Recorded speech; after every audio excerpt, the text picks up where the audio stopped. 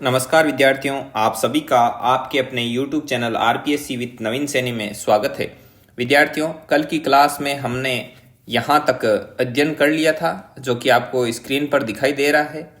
मैंने आपको समतुल्य, सममित और संक्रामक के बारे में बता दिया था। इससे आगे हम अपनी क्लास शुरू करते हैं। ठीक है विद्यार्थियों, तो आइए पेज पर, यहाँ पर अपनी क्लास शुरू करते हैं और हम आपको बताते हैं। शुरू से ही वापस बता दूं, मैं समतुल्य से बता दूं, फिर आगे समतुल्य, सममित, संक्रामक, प्रतिसम्मित, असम्मित, तत्समक संबंध, इररिफ्लेक्सिव और जो तुल्यता संबंध है, आंशिक क्रम संबंध है और पूर्ण क्रम संबंध है। ये 10 पॉइंट आपको मैं कंटिन्यू बता देता हूं। तो शुरू करते हैं। नंबर 1, समतुल्य। तो समतुल्य में क्या होता है कि यदि A बिलोंग्स टू A है, तब यदि A बिलोंग्स टू R है तो हम उसे क्या कह देंगे कि ये भाई क्या है, for every A belongs to A, तो हम इसे बोलेंगे कि ये समतुल्य है। ठीक है, रिफ्लेक्सिव है। तो अब देखो, यदि कोई एलिमेंट A में है ही नहीं, यहीं पर बात खत्म हो गई और तब हमें A belongs to R check करने की जरूरत भी नहीं पड़ेगी। ऐसे उदाहरण आगे बाद में आएंगे, तब मैं आपको बताऊंगा। हाल फिलहाल आप इतना ही समझिए, आगे उदाहरण में आपके और क्लियर हो जाएगा। और देखिए सममित। सममित में आज तक आपने क्या पढ़ा है कि A B belongs to A है और यदि A B belongs to R relation में है तो आप क्या चेक करते हो? तो आप ये चेक करते हो कि B A belongs to are है या नहीं है।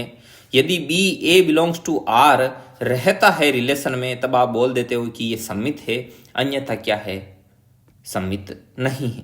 अब मान लो, तो आप ये चेक करते हो कि भाई B A belongs to R fail हो रहा है या नहीं हो रहा है। तो बात यहां से शुरू हुई, A B belongs to A, और यदि A B belongs to R, मान लो A B belongs to are है ही नहीं, तो B A belongs to R क्या हो जाएगा, स्वतः ही क्या हो जाएगा, सममित हो जाएगा। ये भी कैसे है वो मैं बताऊंगा आगे आपको। हाल फिलहाल आप ये ध्यान रखिए कि A B belongs to A, और यदि A B belongs to are है तो हमें चेक करना है कि B A belongs to are B है या नहीं है। यदि B A belongs to are है तो उसे हम क्या कहते हैं, सममित कहते हैं। नंबर 3, संक्रामक। संक्रामक में क्या होता है, आप ए में से कोई 3 एलिमेंट उठाए, A B C belongs to A, और आपने देखा कि रिलेशन में क्या A B belongs to are है और B C belongs to are है। यदि ये दोनों है तो हम चेक करते हैं कि A C belongs to R विद्यमान है या नहीं है। हम चेक करते हैं कि A C belongs to R fail हो रहा है या नहीं हो रहा है। यदि A C belongs to R विद्यमान होता है तो हम कह देते हैं कि हाँ संक्रामक है, और यदि नहीं होता तो बोल देते हैं संक्रामक नहीं है। अब मान लो किसी पर्सन में आपको मिला A B C belongs to, आप संक्रामक चेक करने निकले, आपको A B belongs to R मिल गया, लेकिन B C belongs to R नहीं मिला, तब ये A C belongs to R fail हुआ ही नहीं। हुआ क्यों नहीं, समझ रहे हो ना? एक बार समझना, आपने अभी तक ऐसा सिंपल पढ़ा है। अब मैं जैसे बोल रहा हूं वैसे बहुत कम लोगों ने पढ़ा है, इसीलिए तो कहीं कहीं बोलते हैं कि बुक में ये संक्रामक नहीं है, फिर भी ये संक्रामक क्यों बता रहा है। उसका कारण यही है, अभी उदाहरण से और क्लियर होगा, लेकिन एक बार जो मैं बोल रहा हूं उन शब्दों पर आप ध्यान देना कि यदि A B belongs to R आपने देखा, और उसके बाद में जैसे ही आप B C belongs to R check करने निकले और B C belongs to R आपको मिला ही नहीं पर्सन में, तो इसका मतलब आप A C belongs to R तक चेक करने जाओगे ही नहीं। और यहीं पर आपको B C belongs to R नहीं मिला तो A C belongs to R check करने की नौबत ही नहीं। और यदि A C belongs to R check करने की नौबत नहीं आई तो ये चेक किए बिना ये फेल कैसे हो गया? फेल कब होता है पता है? आपने एग्जाम दे दिया, जब तक आपने उसकी चेक नहीं की कॉपी तब तक तो वो पास है ना भाई। एग्जाम दे दिया तब तक सब पास हैं कि बस एग्जाम दे दिया, बैठे हैं। जैसे ही रिजल्ट आया तब चेक किया, तब पता चला ना कि ये फेल है। तब आपने इसको चेक ही नहीं किया तो ये फेल कैसे हुआ? और जब तक फेल नहीं है तब तक क्या है, पास है। ऐसे याद रखना। तो A B belongs to R check किया, मिला, और B C belongs to R check किया तो B C belongs to R मिला ही नहीं, तो A C belongs to R पर बात आती है नहीं है। और ए सी बिलोंग्स टू आर क्या रहता है, पास रहता है। पास रहता है तो वो क्या रहता है, संक्रामक। तो एक बार की आप इतना समझ लीजिए कि A B C belongs to A है और A B belongs to are है और B C belongs to R में विद्यमान है, तो हम चेक करेंगे कि A C belongs to R विद्यमान है या नहीं है। यदि विद्यमान होगा तो हम मान लेंगे संक्रामक है और नहीं होगा तो हम मान लेंगे कि संक्रामक नहीं है। ठीक है विद्यार्थियों।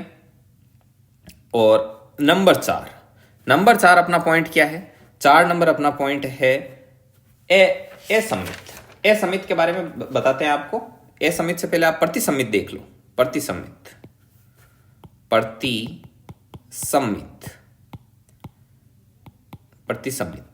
एंटीसिमेट्रिक। तो इससे पहले मैं आपको बता दूं, ये कल वाली जो पीडीएफ है ना, ये रही set and relation class number 6। आज अपनी क्या चल रही है? Class number 7। तो इसमें एक मैंने आपको उदाहरण दिया था, देखो कहाँ पर है, ये रहा। इसमें निम्न में से कौन सा सही है? तो यहां पर ए के लिए ऐसे ऐड कर लेना, ए बराबर 1 2। ठीक है। इसी सेट के लिए ये क्वेश्चन है। पर्टिकुलर ऐसे यूनिवर्सल सभी के लिए नहीं होता कि कोई भी ए एलिमेंट आप कुछ भी मान लो और उसका पी ए निकालो तब ये हमेशा ही ऐसे सही बैठेगा, नहीं। ये ए बराबर 1 2 के लिए है पर्सन में। तो कल वो मुझे प्रिंट मिला नहीं उसका लिखा हुआ, तो ये शेष रह गया, तो मैंने कहा आज विद्यार्थियों को बता देते हैं। ठीक है। तो यहां लिख देना ए बराबर 1 2 के लिए। ठीक है विद्यार्थियों। अब आ जाओ अपनी क्लास पर। प्रतिसमित होता है एंटीसिमेट्रिक। एंटीसिमेट्रिक कब होता है? कि मान लो ए बी बिलोंग्स टू ए, किसी समुच्चय ए में ए बी बिलोंग्स टू ए इस प्रकार है, ए बी बिलोंग्स टू है किसी सेट में, तब आप क्या देखोगे कि यदि ए बी बिलोंग कर रहा है रिलेशन में और बी ए बी बिलोंग कर रहा है रिलेशन में, तब आपको चेक करना है कि क्या ए बराबर बी है। भाई A B belongs to A, समुच्चय ए के 2 अवयव हैं और यदि A B belongs to R मिले और B A belongs to R मिले, तब आप चेक करना कि क्या ए बराबर बी है। यदि ए बराबर बी है तो प्रतिसमित है, अन्यथा नहीं है। आगे बात समझ में। अभी किसी विद्यार्थी को ऐसा लग रहा होगा कि ये क्या ए क्या बी, उसके इमेज क्लियर नहीं हो रही है दिमाग में। अब ये इमेज किसके क्लियर होगी? जिसका अमूर्त चिंतन है वो मजबूत है, मतलब जो शब्दों में ऐसे सोच सकता है बातों में कि हाँ ए है, ए और बी किसी सेट के 2 समुच्चय मान लिए, ठीक है, और अब उन्होंने रिलेशन लिया है, रिलेशन ए का ए पर लिया है, ऐसे। ठीक है। और जो विद्यार्थी अभी नहीं सोच पा रहे हैं वो तसल्ली से सुनिए, समझने का प्रयास कीजिए और जैसे ही उदाहरण आएंगे उनके एकदम फंडा क्लियर हो जाएगा। ठीक है। आपको टेंशन बिल्कुल ही नहीं लेना है। नंबर 5 नंबर पर क्या है?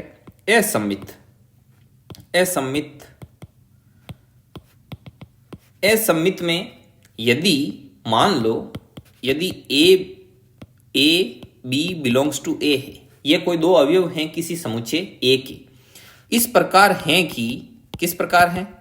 इस प्रकार हैं कि A B belongs to R, sorry, कि ए बी है वो आर में किसी रिलेशन में क्या कर रहा है? बिलोंग कर रहा है। तो अपने को चेक करना है कि B A not belongs to R. हमें चेक करना है कि यदि A B belongs to are है, तब हमको जल्दी से ये चेक करना है कि क्या B A not belongs to are है। यदि B A not belongs to are है तब तो ये क्या होगा? ए समित, वरना ए समित नहीं होगा। आगे बात समझ में। तो हमें ये पर्टिकुलरली चेक करना है कि यदि A B belongs to are है तो बी ए आर में बिलोंग नहीं करना चाहिए। यदि नहीं करेगा तभी हम उसको क्या बोलेंगे? ए समित। उसके आगे देखिए नंबर 6 नंबर पर क्या है पॉइंट? 6 नंबर पर अपना पॉइंट है तत्समक संबंध। ठीक है। इनको बोलते हैं आइडेंटिटी रिलेशन। इसमें क्या है कि यदि आपके कोई ए अवयव है, वो समुच्चय ए का है, स्मॉल ए है, वो किसी सेट ए का क्या है? अवयव है, तो आपको चेक करना है कि क्या ए बिलोंग कर रहा है आर में। यदि कर रहा है तो हम उसे क्या बोलेंगे कि ये तत्समक संबंध है, इसमें आइडेंटिटी क्या है? विद्यमान है। समझ गए। और रिफ्लेक्सिव क्या है? नंबर, ये कितने नंबर है? 5 और ये 6 और ये है अपना पॉइंट नंबर 7 नंबर है अपना इररिफ्लेक्सिव में आप क्या देखते हो? आप ये देखते हो कि यदि माना कि ए बिलोंग्स टू ए है, तब आपको चेक करना है कि क्या ए नॉट बिलोंग्स टू आर है। यदि ए नॉट बिलोंग कर रहा है आर में बिलोंग नहीं कर रहा है ए, तब हम बोलेंगे कि वो क्या है, इररिफ्लेक्सिव है। For every A belongs to A, प्रत्येक ए के अवयव के लिए, ठीक है। और नंबर 8 आता है इक्विलेंस रिलेशन। इक्विलेंस रिलेशन क्या होता है? इक्विलेंस रिलेशन का मतलब होता है तुल्यता संबंध। तुल्यता संबंध किसे कहते हैं? यदि कोई जो संबंध है वो समतुल्य, सम्मित और संक्रामक है, समतुल्य भी है, सम्मित भी है और संक्रामक भी है, तब हम, यदि ये तीनों शर्तें उसमें लागू हो रही है, समतुल्य, सम्मित और संक्रामक, तब हम उसे बोलते हैं कि ये क्या है, एक तुल्यता संबंध है। ठीक है विद्यार्थियों, तो ये चीज़ भी आपको क्या करनी है, ध्यान में रखनी है। देखिए विद्यार्थियों, मेरा उद्देश्य एक ही है कि कम से कम समय में आपको ज़्यादा से ज़्यादा कंटेंट के बारे में बताना, रूबरू करवाना, उससे परिचित करवाना। ठीक है विद्यार्थियों, तो आप भी इसमें सहयोग कीजिए और लगातार पढ़िए, क्लास को मिस मत कीजिए, बीच बीच में क्लास को छोड़िए मत, रेगुलरिटी रखिए, रोज की रोज क्लास लो और रोज के रोज नोट्स बनाओ। अब देखो अगला पॉइंट है आंशिक क्रम संबंध। आंशिक क्रम संबंध, इसको बोलते हैं partial order relation. Partial order relation, इसमें क्या होगा, यदि आपका पॉइंट नंबर 1, पॉइंट नंबर 3 और आपका पॉइंट नंबर 4, ये तीनों के तीनों क्या करते हैं, सेट बैठते हैं, तब तो वो हो जाएगा आंशिक क्रम संबंध। आगे बात समझ में? तो आंशिक क्रम संबंध पहला, तीसरा और चौथा पॉइंट कौन कौन सा है? तो पहला पॉइंट तो आपका हो गया समतुल्य। यदि कोई संबंध समतुल्य है, तीसरे नंबर का पॉइंट हो गया आपके संक्रामक। यदि कोई संबंध समतुल्य है, संक्रामक है, और चौथा पॉइंट क्या है, प्रतिसम्मित, एंटी सिमेट्रिक। यदि कोई संबंध समतुल्य, संक्रामक और प्रतिसम्मित है, यदि इन तीनों कंडीशन को होल्ड करता है, तब उसे हम क्या बोलेंगे, आंशिक क्रम संबंध। आ गई बात समझ में? तो ये चीज होती है। तो बताइए कैसा समझ में आया आपको? कमेंट बॉक्स में कमेंट करके जरूर बताना। ठीक है, आगे बढ़ते हैं। अब आगे हमको और क्या पढ़ना है? नंबर 10 नंबर पॉइंट पर आता है पूर्ण क्रम संबंध। नंबर 10 पूर्ण क्रम संबंध। अब पूर्ण क्रम संबंध में क्या होता है? पूर्ण क्रम संबंध को पहले इंग्लिश में देख लो क्या कहते हैं। इसको बोलते हैं total order relation. Total order relation. अब देखो, पूर्ण क्रम संबंध के लिए शर्त यह है कि पहले तो संबंध होना चाहिए आंशिक क्रम संबंध। आंशिक क्रम संबंध, और आंशिक क्रम संबंध की आपको शर्त पता ही है कि समतुल्य, संक्रामक और प्रतिसम्मित होना चाहिए। तो पहले तो ये गुण होने चाहिए एक संबंध में, समतुल्य, संक्रामक और प्रतिसम्मित, तभी वो आंशिक क्रम संबंध होगा। और इसी के साथ ही for every A B belongs to A के समुच्चय ए के किन्हीं दो अवयवों के लिए, मतलब समुच्चय ए बी, जो समुच्चय ए है उसके अवयव ए और बी के लिए, या तो ए आर में, ए और बी में रिलेशन, या फिर बी और ए में रिलेशन होना चाहिए, या फिर ए बराबर क्या होना चाहिए, बी होना चाहिए। अर्थात ए और बी क्या होना चाहिए, कंपेरिजिबल होने चाहिए। ठीक है, तो यह सब चीजें आपको समझ में आएगी, अभी एग्जाम्पल में और ज्यादा क्लियर होगी। ये एक बार की आपके लिए हमने लिख दिया है, और अभी तक हमने जो 10 पॉइंट लिखे हैं उनको एक बार हम नोट्स के माध्यम से पढ़ लेते हैं। तो आइए पढ़िए। ये यहां पर 1 मिनट, कोई अच्छा कलर लेते हैं, आज अलग कलर लेते हैं। कौन सा लें? ये वाला। देखिए, ट्रांजिटिव, संक्रामक, ये अच्छा नहीं, यही ठीक रहता है। ट्रांजिटिव मतलब संक्रामक। यदि ए बी सी को 3 अवयव हैं, समुच्चय 1 है, तो A B belongs to R तथा B C belongs to R विद्यमान हो, तो हम चेक करते हैं कि A C belongs to R विद्यमान है या नहीं है। यदि विद्यमान है तो संक्रामक है, अन्यथा नहीं है। उसके बाद में नंबर 4 पॉइंट है एंटीसिमेट्रिक। एंटीसिमेट्रिक बोलता है कि यदि ए बी बिलोंग्स टू ए, यदि ए बी ए में बिलोंग करते हैं, इस प्रकार बिलोंग करते हैं कि A B belongs to are और B A belongs to R, तब हम चेक करते हैं कि क्या ए बराबर बी है। यदि ए बराबर बी है तब तो प्रतिसमित है, अन्यथा प्रतिसमित नहीं है। आगे बात समझ में।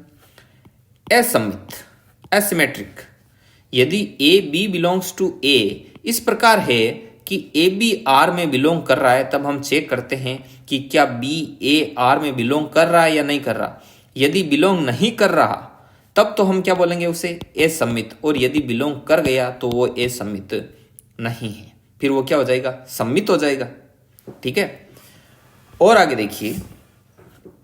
अब इसमें देखो सीधा पता चल रहा है A B belongs to are और फिर वापस B A belongs to R हो गया, तो वो क्या हो जाता है, सम्मित हो जाता है, सौतुल्य सम्मित संक्रामक वाला।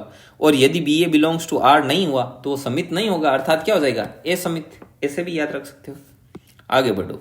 आइडेंटिटी रिलेशन यानी तत्समक संबंध। For every small A element है किसी सेट ए का, तब ए बिलोंग्स टू आर, मतलब ए यदि आर में बिलोंग कर रहा है तो इसका मतलब ये क्या है, तत्समक संबंध है। इररिफ्लेक्सिव, यदि ए बिलोंग्स टू ए है तब हम चेक करेंगे कि small A comma A is not belongs to are, मतलब ये ए है वो नहीं बिलोंग करना चाहिए आर में। क्यों नहीं करना चाहिए, आपने रिफ्लेक्सिव की परिभाषा पढ़ी होगी सौतुल्य की, तो ये सौतुल्य का जस्ट उल्टा है। रिफ्लेक्सिव का मतलब क्या होता है, सौतुल्य, और इररिफ्लेक्सिव का मतलब है जो सौतुल्य नहीं है। तो उसमें सौतुल्य में हम क्या देखते हैं कि यदि कोई ए बिलोंग्स टू ए है तब हम चेक करते हैं कि क्या ए बिलोंग्स टू आर है, तो यदि हो जाता है तो अब हम बोलते हैं सौतुल्य, और यदि नहीं होता है तब हम उसको असौतुल्य बोल दो हिंदी में, इररिफ्लेक्सिव।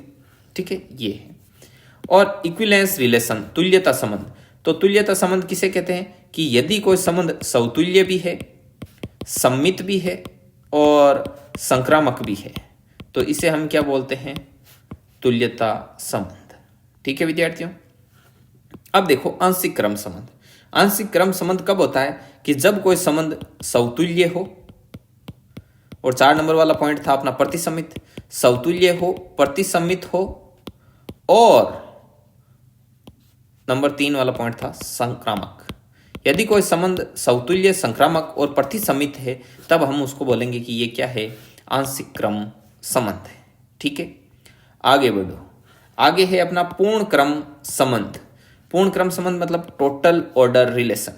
तो इसके लिए शर्त यह है कि पहले तो वो संबंध है वो आंशिक क्रम संबंध होना चाहिए, और उसके बाद में उसमें ए बी इस प्रकार से विद्यमान हो कि या तो ए है वो बी से रिलेट करता हो, या बी ए से रिलेट करता हो, या फिर ए बराबर बी हो, मतलब वो दोनों क्या हो, कंपेरिजिबल हो।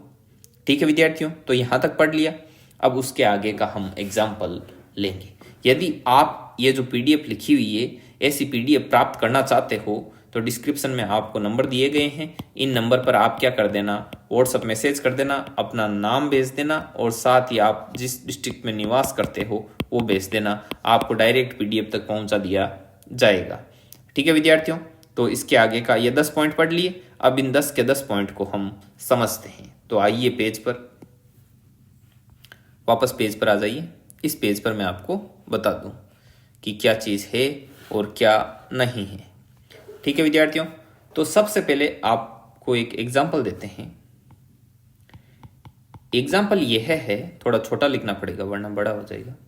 एग्जाम्पल है कि यदि ए कोई समुच्चय, किस चीज का समुच्चय है, ए समुच्चय है all books in library, all books in library of our college. हमारे कॉलेज में जितनी भी पुस्तकें विद्यमान है, हमारी जो कॉलेज का पुस्तकालय है उसमें जितनी भी पुस्तकें हैं उन सभी का समुच्चय। और बी क्या है, बी है all human beings of Rajasthan, Rajasthan के जितने भी मनुष्य हैं उन सभी का क्या है, समुच्चय। और एक रिलेशन R1 है वो A×A में, समझ गए। A×A का मतलब जो ये पुस्तकें हैं एक लाइब्रेरी की, कॉलेज के लाइब्रेरी की पुस्तकों का उन्हीं पुस्तकों के साथ क्या है, संबंध है। ठीक है, और R1 किस प्रकार से परिभाषित है कि R1 में X, Y पुस्तकें होगी, एक्स भी एक पुस्तक है और वाई भी क्या है, एक पुस्तक है, और ये दोनों पुस्तकें हैं वो उसी कॉलेज की उसी लाइब्रेरी की क्या है, पुस्तकें हैं। और ये एक्स कॉमा वाई पुस्तकें किस प्रकार से परिभाषित है कि एक्स पुस्तक तथा वाई पुस्तक में पेजों की संख्या है वो क्या है, समान, पेजों की संख्या समान है। आ गई बात समझ में, संख्या समान। और देखिए R2 और R3 ये बिलोंग करते हैं बी, ये जो सबसेट हैं बी क्रॉस बी के, मतलब all human beings of Rajasthan के सभी मनुष्यों का उन्हीं के साथ जो ये कार्तीय गुणन करके जो ये बना रहे हैं एक सेट, उसके ये R2 और R3 क्या हैं, सबसेट है। कैसे परिभाषित हैं, ये R2 और ये R3। ठीक है विद्यार्थियों, अब आप देखना R2 में ये x, y। अब देखो यह भी राजस्थान का आदमी है और यह भी राजस्थान का आदमी है। क्यों? क्योंकि B क्रॉस B का बन रहा है अपने। तो ये आदमी किस प्रकार से परिभाषित है कि x is brother of y, कि x है वो y का क्या है, ब्रदर है। और x, y R3 किस प्रकार से परिभाषित है कि x is husband of y, मतलब x है वो y का क्या है, पति है। आप आराम से समझना, ठीक है। रिलेशन हम पढ़ रहे हैं, अब हम इनमें क्या चेक करेंगे कि समतुल्य, सममित, संक्रामक सारे कुछ चेक करेंगे डिटेल से। ठीक है विद्यार्थियों, तो आइए समझते हैं। अब हमको क्या क्या ज्ञात करना है। एक तो आपको चेक करना है कि रिफ्लेक्सिव माने समतुल्य, हिंदी में लिख दो है ना, ठीक रहेगा। ये लो समतुल्य, नंबर 2 सममित, नंबर 3 संक्रामक, नंबर 4, नंबर 5, नंबर 6, नंबर 7 और नंबर 8, इतने ही कर लो संक्रामक। और ये प्रतिसम्मित, ये असम्मित, और ये है आपके इरिफ्लेक्सिव, मतलब जो समतुल्य नहीं हो, इरिफ्लेक्सिव। ये इक्विवेलेंस वाला है वो तुल्यता वाला, तुल्यता संबंध, और ये आंशिक क्रम संबंध। इतने पॉइंट को हम क्या करते हैं, समझते हैं। तो पहले हम समझेंगे ये सारे के सारे R1 के लिए, फिर समझेंगे R2 के लिए और फिर R3 के लिए। अब देखो समतुल्य R1 में, R1 के लिए देखो कि यदि R1 में पुस्तक हैं R1 XY, तो मान लो कि कोई पुस्तक जैसे X है, कोई पुस्तक X ली, X किस में है, इसमें जो R1 का ये जो सेट है A में है, X पुस्तक किसकी है, इस कॉलेज की कोई पुस्तक है। अब क्या X बिलोंग करेगा R1 में, मतलब कोई पुस्तक हम उठाते हैं लाइब्रेरी से, तो उस पुस्तक में और वैसी ही किसी पुस्तक में, सेम पुस्तक में क्या पेजों की संख्या क्या समान है। भाई एक पुस्तक ली और सेम टू सेम हूबहू वैसी पुस्तक में पेजों की संख्या समान है या नहीं है। यदि समान है तो इसका मतलब ये क्या है, समतुल्य है। ठीक है। और यदि मैं आपको ये अगला सम्मित वाला, या फिर आपको एक एक लिख के बताऊं, मान लो कोई स्लो जिनको समझ में आ रहा हो, चलो मैं एक काम करता हूं, पूरा लिख ही देता हूं। मेहनत थोड़ी डबल लगेगी, वीडियो थोड़ा लंबा होगा, लेकिन आपके लिए थोड़ा समझने में आसान होगा।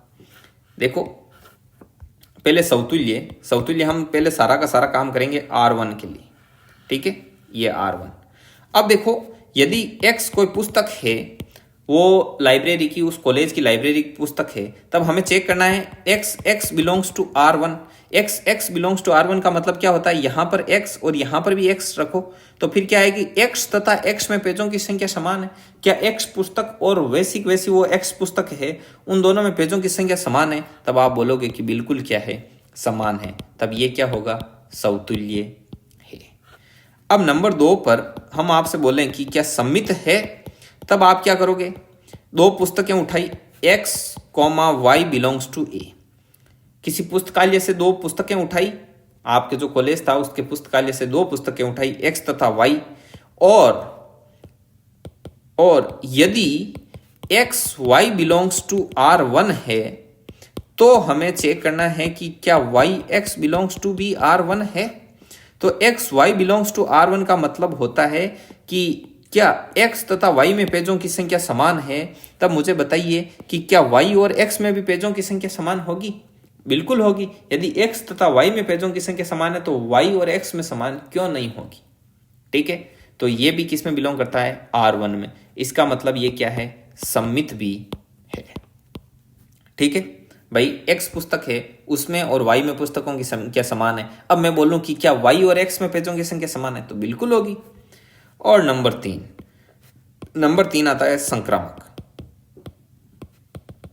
संक्रामक क्या कहता है, संक्रामक कहता है कि यदि हम 3 पुस्तकें उठाएं x y z belongs to a और उनमें से यदि x y belongs to R1 और y z belongs to R1 तो क्या x z बिलोंग भी R1 होगा, ये चेक करना है हमको। तो भाई x y belongs to R1 का मतलब x तथा y में पेजों की संख्या समान है और y तथा z में भी पेजों की संख्या समान है। तो अब मैं पूछ लूं आपसे कि क्या x तथा z में भी पेजों की संख्या समान होगी, तो बिल्कुल होगी। तो बिलोंग्स टू R1। और भी किसी विद्यार्थी को यदि मान लो किसी के इमेज क्रिएट नहीं हो रही हो, किसी को समझ में नहीं आ रहा हो, तो स्पेशली वो मैसेज कर देना, उसके हम बता देंगे कि किस प्रकार से क्या है। हो सकता है मतलब लाइव नहीं चल रहा तो कोई कम्युनिकेट नहीं कर पा रहा हो तो वो पूछ सकता है, इसमें कोई दो राय नहीं। और नंबर 4 पर है प्रतिसम्मित। अब हमको क्या होनी चाहिए, सबका परिभाषा मालूम होनी चाहिए कि प्रतिसम्मित क्या होता है। प्रतिसम्मित तो ये कहता है कि यदि माना 2 पुस्तकें उठाई हमने, ए बी बिलोंग्स टू ए से, पुस्तकालय से उठाई, और यदि A B belongs to R1 है, 2 पुस्तकें कोई भी मान लो, मैंने एक्स वाई उठाई है, आप ए बी भी उठा सकते हो, कोई सी भी उठा सकते हो। माना कि A B belongs to R1 है और बी ए बिलोंग्स टू भी क्या है, R1 है, ये पर्सन खुद कह रहा है। तो क्या हमको चेक क्या करना होता है, हमें चेक करना होता है कि क्या ए बराबर बी है। चेक करो। तो देखो, यदि मैंने एक पुस्तक उठाई ए बी का उठाने का मतलब क्या है, देखो परिभाषा यहाँ R1 की दे रखी है। ए बी उठाने का मतलब है कि ए तथा बी में पेजों की संख्या क्या है, समान है। हाँ भाई, ए तथा बी में पेजों की संख्या समान है। और पर्सन बोल रहा है खुद ही कि B A belongs to B R1, कि हाँ बी और ए में भी पेजों की संख्या समान है। तो ये तो दिखाई दे रहा है कि भाई ए और बी में पेजों की संख्या समान है, तो बी और ए में भी पेजों की संख्या क्या होगी, समान होगी। तो पर्सन पूछ रहा है तो क्या इसका क्या मतलब है कि ए बराबर बी है। हम बोलेंगे बिल्कुल इसका ये मतलब नहीं है। भाई मान लो कोई हिंदी की पुस्तक है, वो 540 पेज की है, और कोई आगे जैसे ये ए बी मतलब हिंदी और मैथ की बुक दोनों 540 पेज की, पेजों की संख्या समान होगी। तो इसका मतलब ये थोड़ी हो गया कि दोनों बुकें बराबर है, दोनों समान ही हैं, बिल्कुल नहीं है। तो ये A is not equal to B, इसका मतलब ये क्या हो गया, प्रतिसम्मित नहीं है। प्रतिसम्मित की तो शर्त होती है, प्रतिसम्मित नहीं है। प्रतिसम्मित तो तब होता जब ये ए बराबर क्या हो जाता, बी हो जाता। ठीक है विद्यार्थियों, अब देखिए आगे। अब ये 4 पॉइंट हो गए, अब चलते हैं 5वें पर। तो 5वें के लिए नया नोट लेना पड़ेगा अपने को। ये लो आ गए 5वें पर। 5वां अपना पॉइंट है असम्मित। असम्मित की शर्त क्या है, असम्मित की शर्त लिख देता हूं कि यदि A B belongs to A है, और वो किस प्रकार है, वो इस प्रकार है कि A B belongs to R1, तो हमें चेक करना है कि क्या B A is not belongs to R1 है। यदि नॉट बिलोंग करता है तब तो वो क्या हो जाएगा, असम्मित हो जाएगा। और यदि बिलोंग कर गया तो फिर वो असम्मित नहीं होगा। तो देखिए, A B belongs to A है, मतलब ए और बी किसी पुस्तकालय की क्या है, पुस्तकें हैं। अब A B belongs to R1 मतलब ए तथा बी में पेजों की संख्या समान है। तो हमें चेक करना है कि क्या B A belongs to R1, मतलब कि क्या बी और ए में भी पेजों की संख्या समान होगी। तो बिल्कुल होगी। इसका मतलब बी ए बिलोंग कर रहा है अपने R1 में, जबकि असम्मित की शर्त के अनुसार बिलोंग नहीं करना चाहिए, जबकि ये कर रहा है। इसका मतलब क्या है कि ये असम्मित नहीं है, असम्मित नहीं है। आगे बात समझ में। नंबर 6 पॉइंट, 6 नंबर पॉइंट क्या कह रहा है? 6 नंबर पॉइंट कह रहा है कि क्या ये तत्समक संबंध है? तत्समक संबंध देखना है। अब तत्समक संबंध कब होता है? जब कोई A बिलोंग्स टू A हो और A बिलोंग्स टू R1 पाया जाए, तब हम क्या बोलेंगे कि वो तत्समक संबंध है। तो उठाओ, A है, वो कोई पुस्तक उठाई हमने पुस्तकालय से, तो वो पुस्तक और उसके साथ वाली पुस्तक, मतलब सेम पुस्तकों में जो पेजों की संख्या समान है, बिल्कुल है। और भी कोई पुस्तक उठाओ और वैसी उसी पुस्तक के लिए पूछ रहा है कि उन दोनों पुस्तकों में संख्या समान है, तो बिल्कुल हमेशा समान होगी, अतः तत्समक संबंध है। तत्समक संबंध है। इतना मैं लिख के बता रहा हूं। लोग तो डायरेक्ट क्या करते हैं, सारणी बना देते हैं। कैसे? वो मैंने लिखी थी ना पहले, समतुल्य, समित, संक्रामक, और इधर R1 R2 और R3, और तीनों संबंधों का साथ में राइट रॉन्ग कर देते हैं। ठीक है, तो ये इसलिए कि आप थोड़ा आराम से समझ पाओ इस चीज को। नंबर 7 नंबर कह रहा है कि जो इररिफ्लेक्सिव है या नहीं है, ये आपको चेक करना है। इररिफ्लेक्सिव तो बताऊं ना आपको, सीधा ही समतुल्य का उल्टा है। यदि समतुल्य है तब तो ये इररिफ्लेक्सिव है, वो नहीं होगा, और यदि समतुल्य नहीं है फिर ये इररिफ्लेक्सिव के बारे में हम सोचेंगे कि होगा नहीं होगा वगैरह वगैरह। ठीक है, देखिए इररिफ्लेक्सिव के लिए माना A बिलोंग्स टू A है, तब हमें यह सिद्ध करना होता है कि यदि हम सिद्ध क्या करना होता है, हमें यह ढूंढना होता है कि यदि A not belongs to R है, for every A belongs to A, तब तो हम कह देते हैं कि वो इररिफ्लेक्सिव है और अन्यथा इररिफ्लेक्सिव नहीं है। तो देख लीजिए कि हम एक पुस्तक उठाते हैं पुस्तकालय से, A बिलोंग्स टू A मतलब A पुस्तकालय से कोई पुस्तक उठाई हमने, और हम बता रहे हैं कि उन दोनों पुस्तकों में पेजों की संख्या समान है, तो obviously A belongs to R1 बिल्कुल है। A और A पुस्तक में पेजों की संख्या समान है, जबकि प्रश्न के अनुसार समान नहीं होनी चाहिए, अतः क्या होगा? इररिफ्लेक्सिव नहीं होगा। आगे बात समझ में, इररिफ्लेक्सिव नहीं है। अब आगे पूछ रहा है नंबर 8 कि क्या तुल्यता संबंध है, कि भाई क्या तुल्यता संबंध है? तुल्यता संबंध चेक कर रहे हैं। तो तुल्यता संबंध तभी होते हैं जब समतुल्य, समित और संक्रामक हो।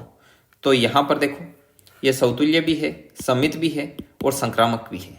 तो इसका मतलब क्या हो गया कि ये तुल्यता संबंध इसमें बिल्कुल है, चेक करने की जरूरत ही नहीं। मतलब अलग अलग निकालने की क्यों जरूरत, पहले वाले डाटा से काम चल जाएगा। नंबर 9 है कि आंशिक क्रम संबंध हमको चेक करना है। आंशिक क्रम संबंध क्या होता है कि समतुल्य होना चाहिए, संक्रामक होना चाहिए और प्रतिसमित होना चाहिए।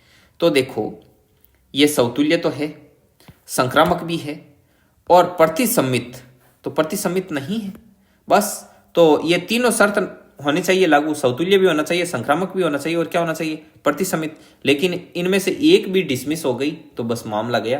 तो ये प्रतिसमित नहीं है, ये प्रतिसमित नहीं है, तो अतः ये आंशिक क्रम संबंध भी नहीं होगा। आगे बात समझ में। और नंबर 10 नंबर पर आता है आपका टोटल ऑर्डर रिलेशन, मतलब पूर्ण क्रम संबंध। तो पूर्ण क्रम संबंध की तो पहली बात ही यही है कि आंशिक क्रम संबंध होना चाहिए। तो आंशिक क्रम संबंध नहीं है तो पूर्ण क्रम संबंध भी नहीं होगा। ठीक है विद्यार्थियों, ये देखो, ये नोट्स में कैसे लिखा हुआ है आपको बताता हूं। ये रहा नोट्स में लिखा हुआ, यहां पर देखना। ये देखो, ए क्या है? All books in library are, ये क्या लिखा हुआ है यहां पर? All books in library of our college. और बी है all human beings of Rajasthan. तो ये देखो, R1 A से A में है, R1 में है X तथा Y में पेजों की संख्या क्या है? समान है।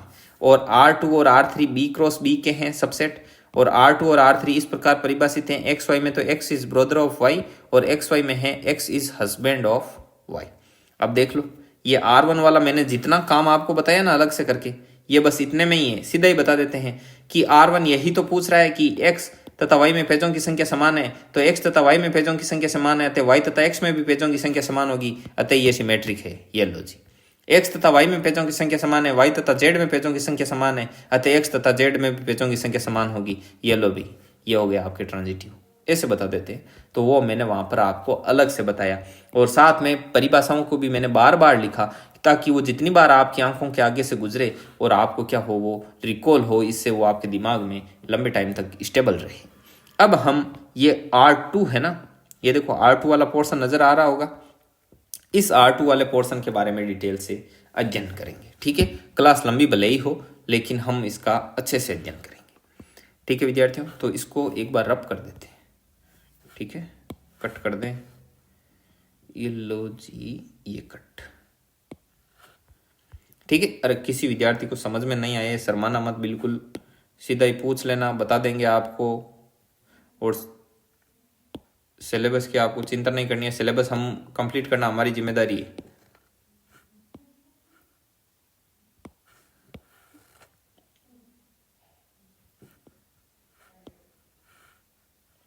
ये कट नहीं हो रहा, 1 मिनट रुको।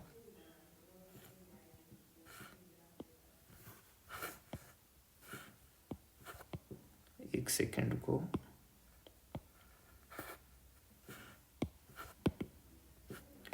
अब देखिए वापस शुरू करते हैं। जो नंबर अपने R2 था वो R2 क्या है, मैं एक बार लिख देता हूं यहां पर, ताकि बार बार पिछली स्लाइड पर अपन को नहीं जाना पड़े पिछले पेजों में। R2 है कि XY, और XY किस प्रकार से परिभाषित है कि X is brother of Y, X is brother of Y। ठीक है, और एक R3 है, R3, और R3 में क्या है कि X, Y and X is husband of Y। ठीक है, तो इनके बारे में हम क्या करेंगे है अध्ययन। अब देखिए, इसके लिए हम पहले समतुल्य चेक करेंगे R2 के लिए। तो समतुल्य में क्या होता है, समतुल्य में सीधा ही एक पॉइंट उठाया, जैसे A belongs to A, A कोई एलिमेंट उठाया और हम चेक करते हैं कि A है वो R में है या नहीं है। तो अपने कोई भी X उठा लिया, जैसे मान लो X उठा लो, यहाँ पर X दे रखे हैं, X ले लो, आपकी वो मर्जी है, क्या लेना चाहो कुछ भी ले सकते हो। X बिलोंग्स टू माना कि B में से उठाया आपने, और B में क्या थे, सारे के सारे राजस्थान के आदमी। ठीक है, अब हमें ये चेक करना है कि क्या X बिलोंग्स टू R2 है। तो X बिलोंग्स टू R2 का मतलब है X is brother of X। तो मतलब कोई खुद का कैसे भाई हो सकता है, नहीं हो सकता, खुद का भाई। तो इसमें ये समतुल्य नहीं है, समतुल्य नहीं है। ठीक है, और नंबर 2 पर है सम्मित। सम्मित में बोलता है कि जैसे X और Y हमने 2 एलिमेंट उठाए B से, तो B क्या था, राजस्थान के सभी लोगों का समुच्चय। तो X तथा Y राजस्थान के 2 कोई इंसान हो गए। अब रिलेशन कहता है कि यदि समित के अनुसार कि XY बिलोंग्स टू R2 है, यदि XY बिलोंग्स टू R2 मतलब X है वो Y का क्या है, भाई है, तो आप बताइए कि क्या Y X belongs to R2 होगा। यदि होगा तो समित है, वरना नहीं है। तो हमने कहा कि X Y का भाई है, तो क्या Y भी X का भाई होगा, हो भी सकता है और नहीं भी। क्यों, मान लो X Y का भाई है, तो Y हो सकता है कि उसकी क्या हो, बहन हो। तो फिर बहन है वो वापस किसी का भाई कैसे हो सकती है। जैसे XY की जगह रखूं, मैं लिखूं कि रमेश से वो आरती का भाई है, तब बताओ अब आरती रमेश का वापस भाई कैसे होगी, नहीं हो सकती। तो YX is not belongs to R2, तो अतः ये सम्मित क्या है, नहीं है, सम्मित नहीं है। ठीक है, संक्रामक। संक्रामक में X Y and Z belongs to B। X Y Z कोई 3 जो निवासी हैं राजस्थान के, क्योंकि B में वही होंगे जो राजस्थान के क्या हो, प्राणी हो, मनुष्य हो, राजस्थान के इंसान, all human beings of Rajasthan, Rajasthan के सभी मनुष्य। और संक्रामक पूछता है कि यदि X Y belongs to R2 और Y Z belongs to R2, तो हमें पता करना है कि तो क्या X Z भी बिलोंग करेगा R2 में। ये हमको क्या करना है, चेक करना है भाई। X Y belongs to R का मतलब है X है वो Y का भाई है। ठीक है, मतलब X Y का भाई हो गया, तो X भाई है, इसका मतलब ये क्या है, मेल है। ठीक है, तभी तो वो Y का क्या हुआ, भाई हुआ। और आगे Y Z का भाई है, इसका मतलब Y भी क्या हो गया, मेल। तभी तो वो जेड का क्या हुआ, भाई हुआ। अब जेड चाहे कुछ भी हो, जेड मेल भी हो सकता है और फीमेल भी हो सकता है, लेकिन हमें एक्स जेड क्या पूछ रहा है, x Z belongs to R2। तो x Z belongs to R2 का मतलब होता है कि एक्स है वो जेड का भाई है, तो एक्स बिल्कुल जेड का क्या हो सकता है, भाई। चाहे जेड है वो मेल हो चाहे फीमेल हो, एक्स इसका क्या बन सकता है, भाई हो सकता है। तो अतः ये संक्रामक है, संक्रामक है। तो अब आपके एक चीज क्या क्लियर होगी कि देखो, यदि समतुल्य नहीं है और सममित नहीं है और ये क्या है, संक्रामक है, तो ये पहली बात, ये इक्विवेलेंस सेट नहीं होगा। इक्विवेलेंस क्यों नहीं होगा, क्योंकि इक्विवेलेंस की क्या शर्त है तुल्यता संबंध की, कि समतुल्य, सममित और संक्रामक होना चाहिए। तो आप यहां लिख भी सकते हो, वो आगे लिख देंगे, चलो कोई बात नहीं। एक तो ये तुल्यता संबंध नहीं है, दूसरा ये जो अपने संक्रामक है और एक इस चीज की भी ये पालना नहीं करता, कौन सा, वो पार्शियल वाला। एक अपने होता है ना आंशिक क्रम संबंध, आंशिक क्रम संबंध में भी समतुल्य होना, समतुल्य, संक्रामक और प्रतिसम्मित होना चाहिए। तो ये संक्रामक भले ही हो लेकिन समतुल्य नहीं है, एक शर्त भी नहीं हुई, तो ये आंशिक क्रम संबंध भी नहीं होगा। तो आगे बढ़ो, अभी आ जाएगा, मैंने बता दिया बीच में कि भाई आप यहीं से कुछ कुछ चीजें डिसाइड कर सकते हो। संक्रामक के बाद में आता है अपने प्रतिसम्मित। प्रतिसम्मित, अब प्रतिसम्मित की क्या शर्त है, प्रतिसम्मित कहता है कि यदि A B belongs to A और ए बी बिलोंग्स टू, जैसे बी मान लो क्योंकि बी समुच्चय से उठा रहे, A B belongs to R2 और B A belongs to R2, तो क्या, तो हमें चेक करना है कि तो क्या ए बराबर बी है, ये हमको क्या करना है, चेक करना है। भाई A B belongs to B का मतलब है कि ए और बी राजस्थान के दो इंसान हैं, मनुष्य हैं, और A B belongs to R2 का मतलब है कि ए बी का भाई है और B A belongs to R2 का मतलब बी है वो ए का भाई है, मतलब ए और बी दोनों क्या है, भाई भाई हैं। तो अब ये पूछ रहा है क्या ए बराबर बी है, ए बराबर बी है तो प्रतिसम्मित हो जाएगा, वरना नहीं होगा। तो ये पूछ रहा है क्या ए और बी बराबर हैं, तो बिल्कुल बराबर नहीं है। जरूरी नहीं कि दोनों भाई क्या हो, समान हो सकता है ए बी का भाई है और बी ए का भाई है, तो इसका मतलब ये थोड़ी है कि वो दोनों बराबर हो गए। तो इसका मतलब प्रतिसम्मित नहीं है, प्रतिसम्मित नहीं है। और देखिए आगे नंबर 5 नंबर पर है असम्मित। तो असम्मित का क्या सिस्टम है, असम्मित का है कि यदि A B belongs to B और ये A B belongs to B इस प्रकार है कि A B belongs to R2, तो हमें चेक करना है कि B A is not belongs to R2। यदि नॉट बिलोंग्स टू R2 हुआ तब तो क्या हो जाएगा, अपने सम्मित, असम्मित हो जाएगा, और वरना क्या होगा, वो असम्मित नहीं होगा।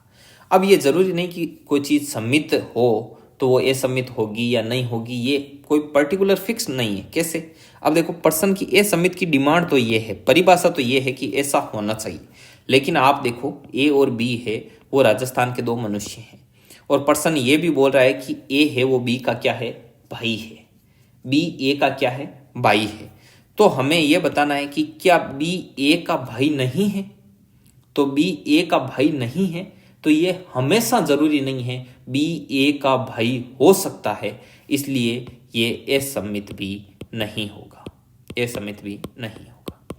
ठीक है, अब मैं आपको एक चीज बता दूं, क्लियर कर दूं जो डाउट आपके मन में उपजा है।